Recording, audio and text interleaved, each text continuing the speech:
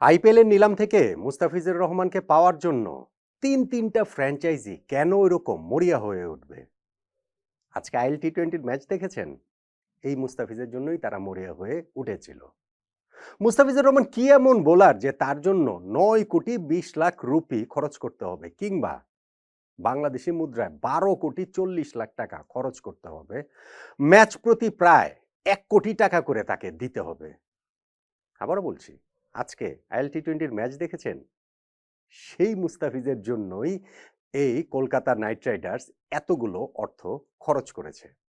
দেখুন, উইকেট অনেকেই নিতে পারেন, কিন্তু ইম্প্যাক্ট টি-20 ক্রিকেটের জন্য যেটা ভীষণ রকমের গুরুত্বপূর্ণ, সেই ইম্প্যাক্টের দিক থেকে মুস্তাফিজ আসলে বল হাতে এখন পৃথিবীর সবচেয়ে গুরুত্বপূর্ণ বোলারদের একজন, এইটা স্বীকার করতেই হবে। কত উইকেট তিনি নিলেন, কত রান তিনি দিলেন, তার ইকোনমি কত, তার স্ট্রাইক রেট কত, সেগুলো গুরুত্বপূর্ণ, কিন্তু টি-20 ফরম্যাটে ইম্প্যাক্টটা এত গুরুত্বপূর্ণ এবং সেই ইম্প্যাক্টটা এই টোটাল আইএল টি-20 জুড়েই আমরা দেখতে পাচ্ছি মুস্তাফিজের কাছ থেকে। এবং এই ম্যাচে সেটা এত ভালোভাবে দেখা গেল যে বোঝা গেল কেন আইপিএলে তিনটা ফ্র্যাঞ্চাইজি মুস্তাফিজের জন্য ওইভাবে ঝাঁপিয়েছিলেন। বোঝা গেল কেন কলকাতা নাইট রাইডার্স তাকে 12.5 কোটি টাকা দিয়ে দলে নিয়েছে। এরকম ইম্প্যাক্টফুল বোলারকেই তো আইপিএলের প্রয়োজন, যে কোনো দলেই আসলে, যে কোনো লিগেই প্রয়োজন। মুস্তাফিজ এই আইএল টি-20তে 7টা ম্যাচ খেলেছেন, এখন পর্যন্ত 14টা উইকেট নিয়েছেন, হাইয়েস্ট উইকেট টেকারের তালিকায় তিনি 2 নম্বরে রয়েছেন। এগুলা গুরুত্বপূর্ণ স্ট্যাট, কিন্তু আমার কাছে সবচেয়ে গুরুত্বপূর্ণ স্ট্যাট, আমার কাছে না, এটা সবার কাছেই আসলে হওয়ার কথা, ইম্প্যাক্ট। আমরা দেখেছি যে কয়েকদিন আগে সাকিব আল হাসানের দলের সঙ্গে যখন মুস্তাফিজের দলের খেলা হয়েছিল, সেইখানেও তিনি ওই শেষ দিকে গিয়ে 1 ওভারে 3টা উইকেট তুলে নিয়েছিলেন। এবং এই ডেথ ওভারে মুস্তাফিজ ভয়ঙ্কর, যখন দলের প্রয়োজন ওই মোমেন্টটাতে তিনি মোমেন্টাম ঘুরিয়ে দিতে পারেন। এইগুলোই তো মুস্তাফিজের ট্রেড, এটাই তো মুস্তাফিজের বিশেষত্ব, এবং সেইটা আজকের ম্যাচটাতে আরো ভালো করে বোঝা গেল। মুস্তাফিজের শুরুটা আজকে ভালো হয়নি। তিনি সেকেন্ড ওভারে বোলিংয়ে এসেছিলেন, জেমস ভিন্স তাকে একটা 4 মারলেন, রামনুল্লাহ গুরবাজ তাকে ছক্কা মারলেন, ওই ওভারে তিনি 13টা রান দিয়ে দিলেন। এরপরে 13 নম্বর ওভার শেষ হওয়ার আগ পর্যন্ত তার হাতে আর বল তুলে দেওয়া হয়নি। ততক্ষণে এই গালফ জায়ান্টস তারা ইনিংসটাকে গুছিয়ে নিয়েছে। 3 উইকেটে 110 রানে তারা পৌঁছে গিয়েছে। উইকেটে 2 সেট ব্যাটসম্যান, জেমস ভিন্স তখনও রয়েছেন এবং আজমতুল্লাহ ওমরজাই ততক্ষণে 40s ঘরে পৌঁছে গিয়েছেন। ফলে 13 ওভার শেষে যেই দলটার স্কোর 3 উইকেটে 110, সে 7 ওভারে অ্যাটলিস্ট 70 রান করলেও তো 180 হয়ে যায়, 200 রান পর্যন্ত হতে পারে, এরকম একটা অবস্থা। এবং ঠিক সেই মুহূর্তে মুস্তাফিজকে বোলিংয়ে ফিরিয়ে আনা হলো এবং তখনই মুস্তাফিজ তার ম্যাজিকটা দেখালেন। মুস্তাফিজ বোঝালেন তার ইম্প্যাক্টটা এবং বোঝালেন কি কারণে আইপিএলে তিনি এত মূল্যে বিক্রি হলেও সেটা যথার্থ। জেমস ভিন্স প্রথম বলটাতে তাকে 4 মেরেছিলেন, পরের বলটাতে ওই 14 নম্বর ওভার, পরের বলটা তিনি ওয়াইড দিলেন, কিন্তু থার্ড বলটাতেই কাঙ্ক্ষিত ব্রেক থ্রু এনে দিলেন।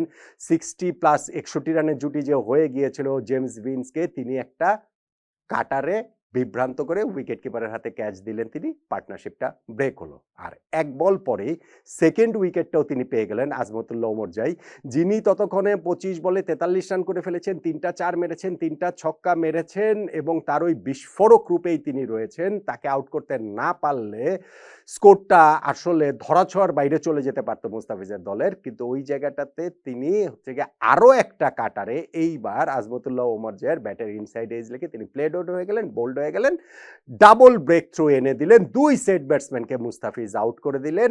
ম্যাচে দারুণভাবে কামব্যাক করলো মুস্তাফিজের দল দুবাই ক্যাপিটালস। বাট এইখানেই আসলে শেষ না, নেক্সট ডেলিভারি তিনি যেটা করলেন ওইটাই আসলে ক্লাসিক মুস্তাফিজ। ওইটাতে মুস্তাফিজকে সবচেয়ে ভালোভাবে বোঝা যায়।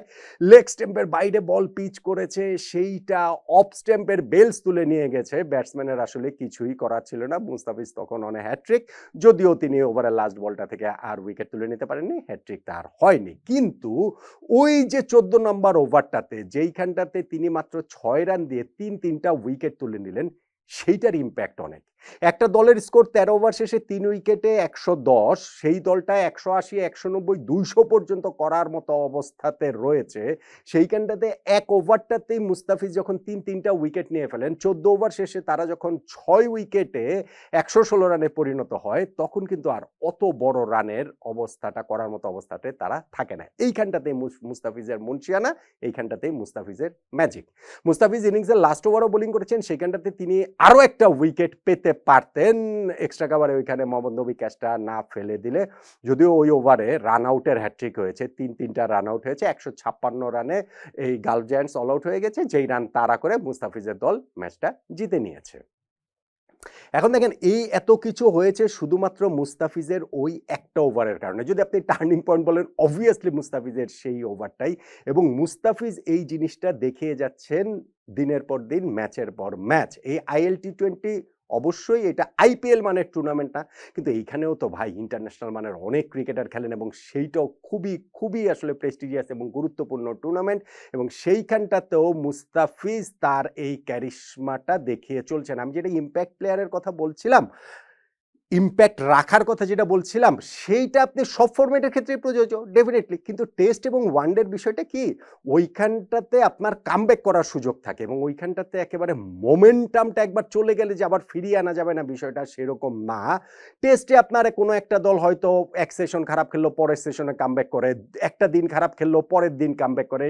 ইভেন ওয়ানডে ম্যাচেও যেহেতু ইনিংসটা 50 ওভারের 300 বলের খেলা, সো সেইখানটাতেও অনেক রকম জায়গা থাকে। কিন্তু টি-20 মাত্র 120 বলের ইনিংস, এবং সেইখানটাতে মোমেন্টামটা ঘুরিয়ে আনাটা, ফিরিয়ে আনাটা, নিজেদের দলের দিকে দেয়াটা, এই ইম্প্যাক্ট রাখাটা আসলে খুব গুরুত্বপূর্ণ। সেটা বোলিংয়েও, যেটা আমি বললাম মুস্তাফিজের এরকম ওভার, ব্যাটিংও আপনি দেখবেন হয়তো কেউ একজন একটা ওভার ব্যাটিংয়েই 20-22 রান নিয়ে পুরো ম্যাচের চেহারাটাই আসলে পাল্টে দিয়েছে। সো টি-20 ফরম্যাটে ইম্প্যাক্ট প্লেয়ারের, যেই সব ক্রিকেটাররা ইম্প্যাক্ট রাখতে পারেন এই ছোট্ট সময়ের মধ্যে, তাদের গুরুত্ব আসলে অনেক বেশি। দেখেন, আপনি ভারতের যে টি-20 ওয়ার্ল্ড কাপের স্কোয়াড ঘোষণা করলো, সেইখানটাতে তারা শুভমান গিলকে বাদ দিয়েছে। শুভমান গিল কি কোনো অংশে খারাপ ক্রিকেটার?